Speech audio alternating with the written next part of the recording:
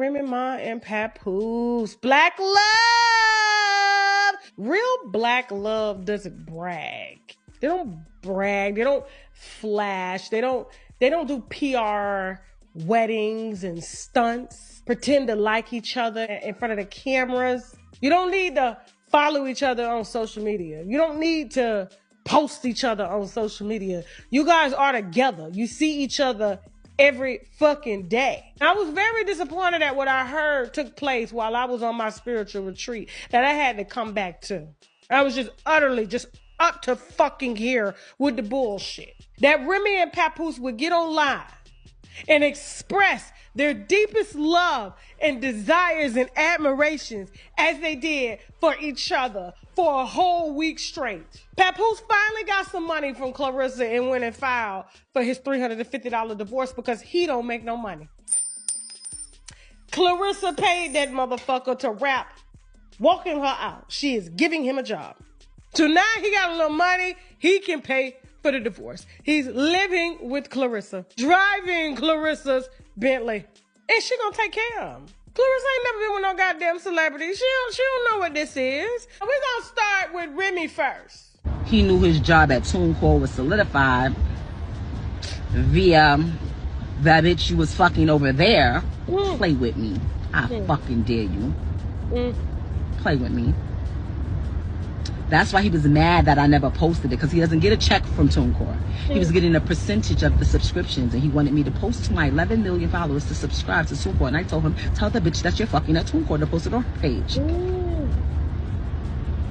I didn't see anything wrong with that. What are you talking about? The second that he knew his job was solidified, he then started going on and said, I knocked somebody out, because he was mad. He wanted to assassinate Easy's character the same way he's trying to assassinate mine.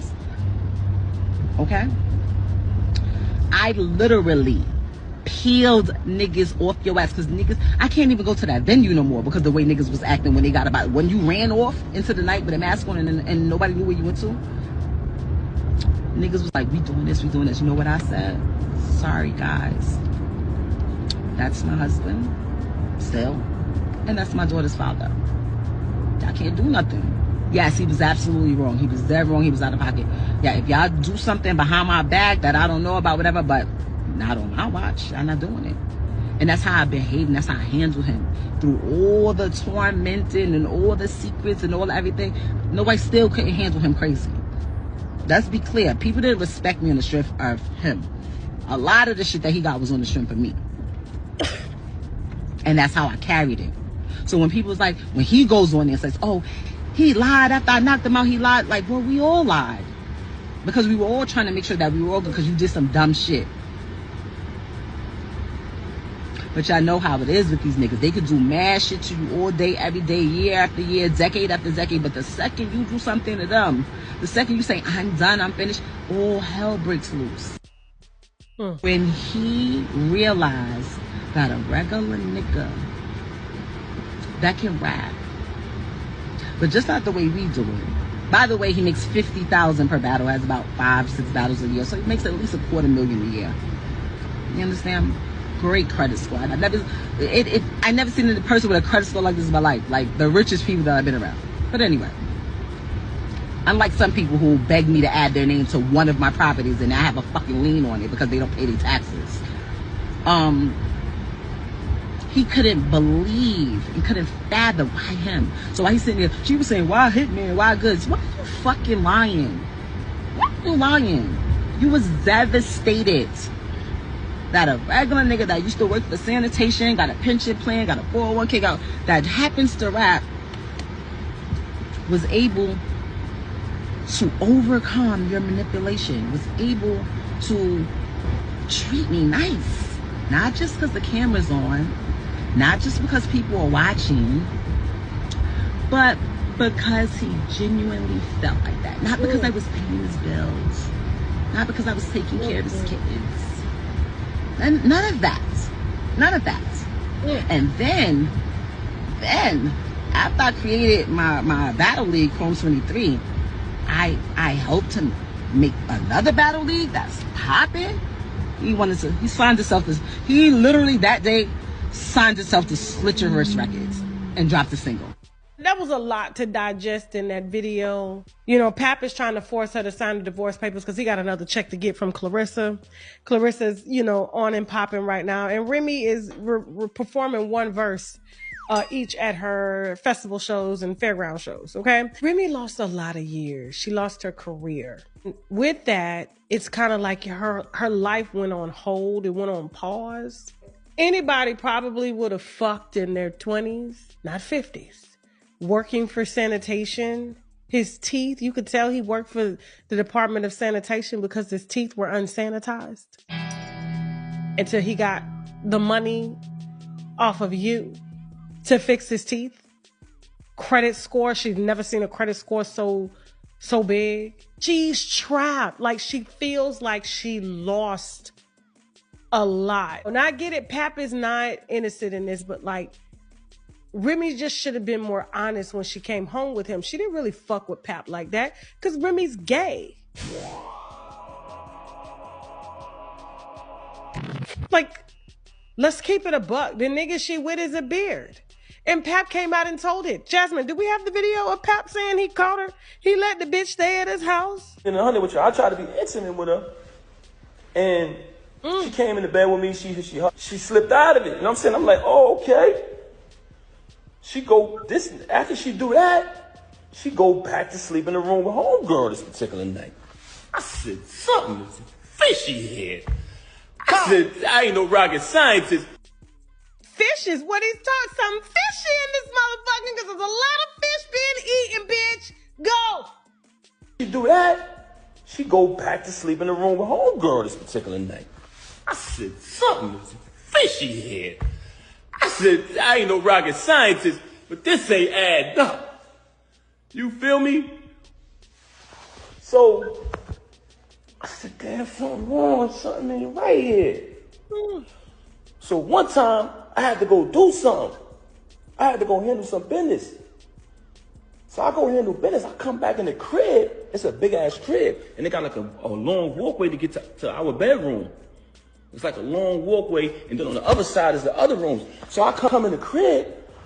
As soon as I walk in, I look down towards our bedroom. I see my daughter in our room by herself. I said, yo, what the heck? Where the hell is she at? So I go up the other side, and when I tell you this, it's a big crib, so it's a long walkway. I go to the other side, I go in the room. She in the bed. I don't see homegirl though. It's like she booked it or something when I came. But I see a whole plate, peanuts, cashew, all these type of raisins all laid out. But my daughter in the room by herself. So I said, yo, why the baby in the room by herself? She made some bullshit excuse. Extreme liar. You never seen a liar like this in your life. I said, where homegirl at? She didn't even answer that. It was just like a weird answer. I pushed past that. Moving on along, I hate to say this, y'all. I hate to say this. But you want to know why she started having so much animosity towards me? Because I ended up finding out the truth, y'all. And I'm not saying this because it's a bad thing, but I'm saying this because, when I say not a bad thing, because I don't judge people who live that lifestyle. But she has done a lot of bashing towards people who live that lifestyle and talk so bad about them and say so many foul things about them that it hurted her so bad that I knew the truth. So on another day, I caught her with this individual in our house while my daughter was on the bed with them. Ended up catching it. Now, this individual is a female. So I can't do nothing to her. I don't put my hands on females. Y'all want to know what I did? I told the individual, I said, I'm going to be honest with y'all. I'm going to be honest. I didn't put my hands on them because I'm not going to do that. I don't hit women. Now, Paul, that's a lie. You You ain't got to lie. You ain't got to lie. Talk about, you know, when your nigga say he don't put his hands on women, and he thought about putting his hands on her, you put your hands on her. She already said you put your hands on her. The fuck? She said you dragged her around the pool, the empty pool. Go ahead. I said, get the fuck out. Because I feel very disrespected that took place in my house while my daughter was right there on the bed. And you know what she did? Blamed me. Said it wasn't true. Said my ears deceived me. My eyes deceived me. Which goes back to what I was telling y'all earlier. She's the type of person who will say something to you, and 10 to 5 minutes later, she'll say, I didn't say that. Straight bipolar. Straight bipolar. Pap, everybody knew Remy was gay, but you, who did she fuck for 6 years up in there? She already butch anyway. She been trying really hard to feminize herself and shit. So is Clarissa around here. These niggas be beards for them. Move on, goddammit. Move on. In the last 6 weeks, Van Horn Law Group has confirmed 6 Chapter 11 bankruptcy cases. That's 6 small businesses that we've saved and all those jobs that came along with it. This is a huge, huge win for not just Van Horn Law Group, not just the business, but the employees in the community as well, because we have these 6 small businesses still operating, still serving the community. If you're a small business owner that's struggling, give us a call. We can take care of you. You don't have to struggle, and you can stay in business while going through bankruptcy.